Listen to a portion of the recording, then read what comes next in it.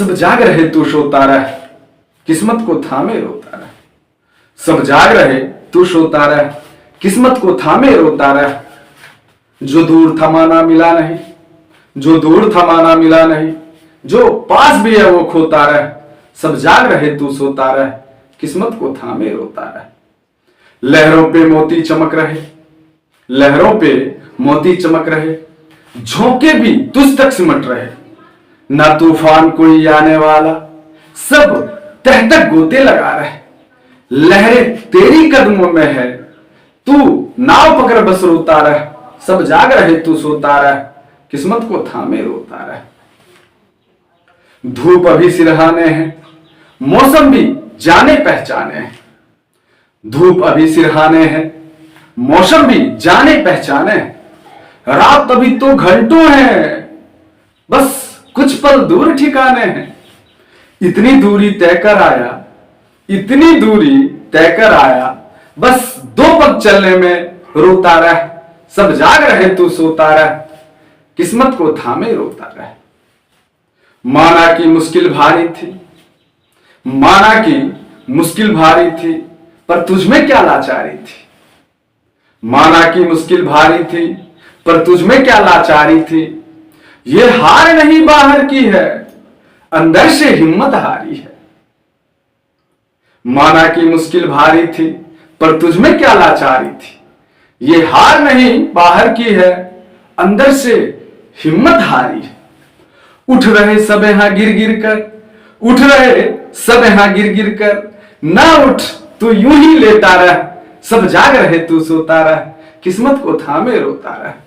नमस्कार, प्रणाम, सत श्री अकाल। मैं अखिलेश झा अपने इस चैनल IITN फिजिक्स में आप तमाम छात्रों का हार्दिक अभिनंदन करता हूं। और आप तमाम छात्रों को इस कविता के माध्यम से जिस प्रकार एक पिता अपने पुत्र को, जिस प्रकार एक गुरु अपने छात्र को धिक्कारते हैं, ठीक उसी प्रकार से मैं आपको धिक्कार रहा हूं अभी कि कहीं से भी कोई तीर आपके दिल में चुभ जाए, और जब तीर दिल में चुभ जाएगा तो फिर आपको कभी आप एकदम बियॉन्ड द हॉरिजॉन, कोई पृथ्वी पर रोक नहीं सकता है। आप काफी ऊंचाई तक जाएंगे। एक गुरु का यही तो काम होता है। चलिए आइए देखते हैं, गुरु का यही काम होता है कि छात्र को कौन सा तीर चुभ जाए कि वो आसमां के परे की ऊंचाइयों तक चला जाए। बस यही काम एक गुरु का है। आइए फटाक से देखते हैं। ये 22 जनवरी 2025 का पूछा हुआ क्वेश्चन है। 22 जनवरी 2025 ये IIT में पूछा गया क्वेश्चन है। IIT जी मैन का जो एग्जाम हुआ था, IIT जी मैन का जो एग्जाम हुआ था, उस IIT जी मैन के एग्जाम में 22 जनवरी 2025 को पूछा गया क्वेश्चन था। यह क्वेश्चन इलेक्ट्रिसिटी का है और सर्किट डायग्राम पर है। देखिए क्वेश्चन क्या कह रहा है, पहले बारीकी से क्वेश्चन को देखिए और समझिए। देखिए यहां पर एक सर्किट डायग्राम दिया हुआ है, 0.9 वोल्ट का यहां पर में पोटेंशियल डिफरेंस दिया गया है। यहां पर RP 1 ओम दिया गया है और RE 2 ओम दिया गया है। कह क्या रहा है समझिएगा, कह रहा है कि sliding conduct of a potentiometer is in the middle of the potentiometer wire having resistance RP 1 ओम। समझिए बारीकी से कह क्या रहा है, कह रहा है कि देखिए यहां पर में जो 0.9 वोल्ट पोटेंशियोमीटर है और यहां पर जो RP 1 ओम है, इसको क्या किया गया कि इसके मिडिल में एक स्लाइडर है। ये जो स्लाइडर है वो कहां पर है, मिडिल में है। मतलब कि इसका एक और डायग्राम हम लोग बना लेंगे। मिडिल में कह रहा है 1 ओम मिडिल में है, इसका मतलब क्या हो गया कि 0.5 ओम इधर होगा, 0.5 ओम इधर होगा, क्योंकि ऑलरेडी क्वेश्चन में मिडिल ऑफ द पोटेंशियोमीटर कह रहा है। बारीकी को समझिए। तो फटाक से एक और डायग्राम यहां पर बनाएंगे। देखिएगा इस डायग्राम में पोटेंशियल डिफरेंस तो उतना ही रहेगा, 0.9 वोल्ट का ही पोटेंशियल डिफरेंस रहेगा। लेकिन देखिएगा क्या होगा कि स्लाइडर यहां पर जो है, एक स्लाइडर यहां पर हो गया और दूसरा स्लाइडर यहां पर हो जाएगा। देखिएगा, और ये जो 1 ओम था, ये दोनों क्या हो जाएगा 0.5 ओम, और ये क्या हो जाएगा 0.5 ओम। ये हम लोग अपने मन से नहीं किया है, क्वेश्चन में कह रहा है कि sliding conduct of a potentiometer is in the middle of the potentiometer having resistance RP = 1 ओम। मतलब 1 ओम का है तो दोनों क्या हो जाएगा 0.5 ओम और 0.5 ओम यहां पर में हो जाएगा। और नीचे ऑलरेडी क्या है, RE कितना है 2 ओम है।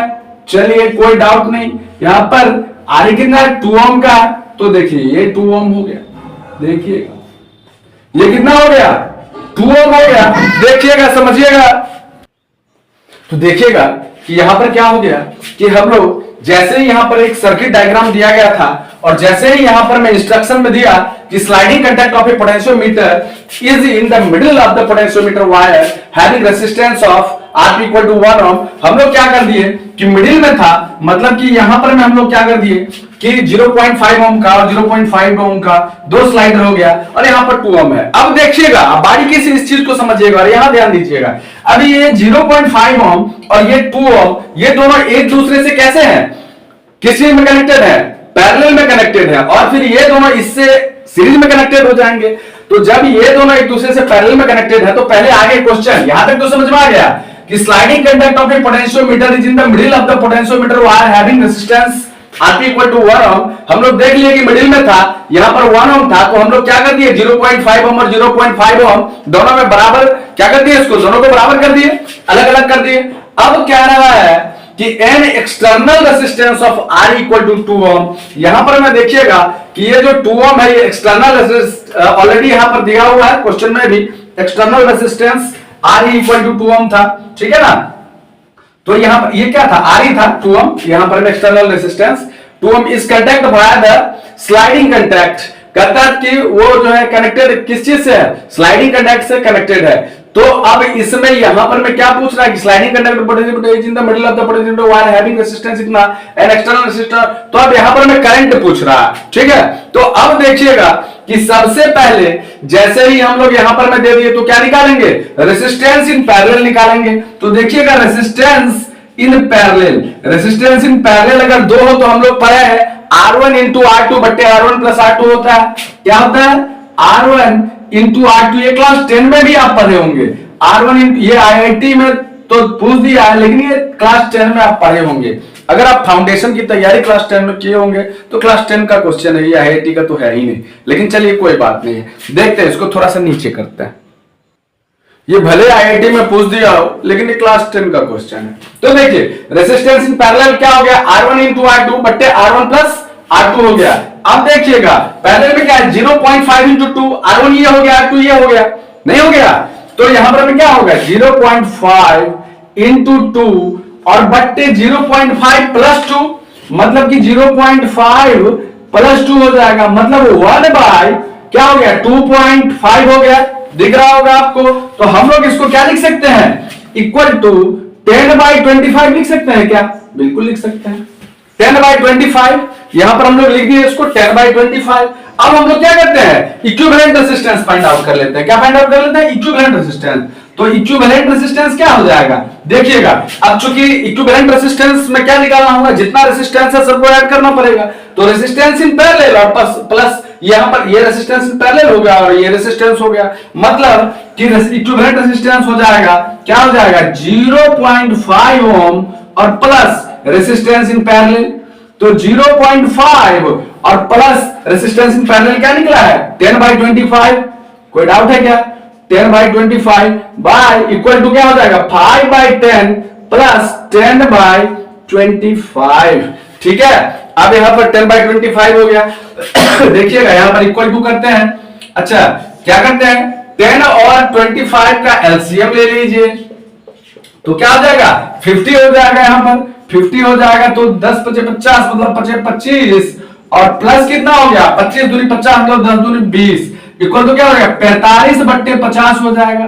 अब क्या करिए 5 × 10 50 हो जाएगा और 5 × 9 45 होगा, 0.9 हो गया, ठीक है, कितना हो गया 0.9 ओम हो गया। चलिए अब हम लोग फटाक से करंट निकाल लेते हैं, V equal to I R, पढ़े ना V equal to I R, I equal to क्या हो जाएगा V/R, सिंपल सी बात है, यहां पे लगा दीजिए I इक्वल टू देखिएगा V/R, देखिएगा ऑलरेडी पोटेंशियल डिफरेंस कितना दिया हुआ है 0.9 वोल्ट दिया हुआ है ना पोटेंशियल डिफरेंस, तो 0.9 वोल्ट और बट्टे रेजिस्टेंस क्या निकल के आ गया 0.9, मतलब 0.9 इक्वल टू दोनों कट जाएगा, क्या हो जाएगा 1 एम्पियर हो जाएगा। और यही हमारा क्या है आंसर है, और IIT अपने ऑप्शन में भी 1 एम्पियर ही दिया है। देखिएगा ये जो 1 एम्पियर है यही हमारा आंसर भी हो जाएगा, और IIT अपने आंसर में ऑप्शन में 1 एम्पियर दे चुका था, जो हमारा आंसर है। तो हमें लगता है, भरोसा है कि आपको समझ में आ गया होगा। बिल्कुल इजी क्वेश्चन था, हम बताए थे कि बहुत इजी क्वेश्चन आईटी लेवल का है नहीं, और अगर आप बनाया तो निश्चित रूप से फायदा मिल गया होगा। अब पता चला कि बच्चे 100 आउट ऑफ 100 परसेंटाइल कैसे ले आते हैं। चलिए देखिए, और इसका स्क्रीनशॉट ले लीजिए, फिर चलते हैं हम लोग और आगे बढ़ते हैं, क्योंकि प्रिपरेशन तो बच्चे काफी हाई लेवल का करते हैं ना, काफी हाई लेवल का, और क्वेश्चन आ जाता है। हाँ, एडवांस में क्वेश्चन रहता है, इसमें कोई डाउट नहीं, लेकिन जो जीमेन है इसका क्वेश्चन का जो लेवल है वो बहुत ज्यादा हाई नहीं। थोड़ा आप मेहनत करेंगे तो निश्चित रूप से आप बहुत अच्छा स्कोर करेंगे। तो हमारे चैनल को लाइक करिए, शेयर करिए, और दबा के अपने दोस्तों के बीच शेयर भी करिए, और सब्सक्राइब तो करिए ही करिए। ठीक है, चलिए तो फिर मिलते हैं हम लोग नेक्स्ट वीडियो में। तब तक के लिए जय हिंद, जय भारत।